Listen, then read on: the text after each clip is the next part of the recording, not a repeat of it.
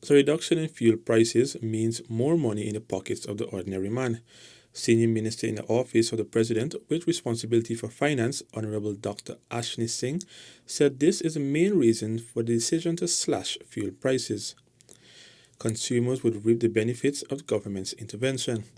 The excise tax on fuel has been reduced from 50% to 35%, which will have an impact at both the micro and macro levels. The relief on the fuel prices will enable consumers, they no longer have to pay that much for fuel, so they have a few extra dollars that they can do something else with.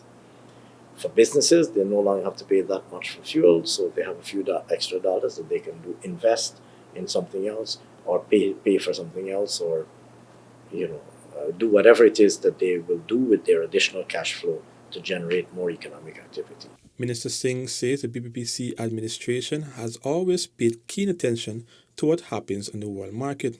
The price for fuel in the world market increased from US $35 in October to over US $60 as of Wednesday. As such, the government took the decision to cut tax to relieve the financial burden on citizens. We are firmly committed to making sure that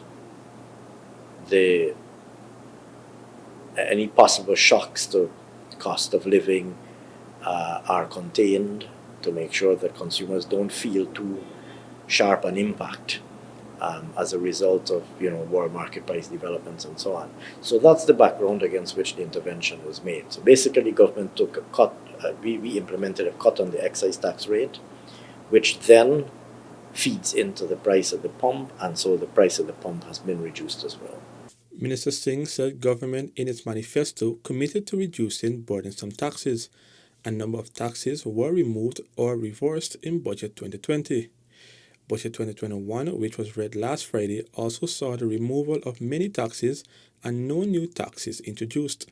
Annually, the taxes removed in both budgets would see over $50 billion of disposable income pumped back into the economy, Minister Singh said. Those are all interventions that are designed to reduce the cost of living borne by Guyanese households, regular Guyanese households.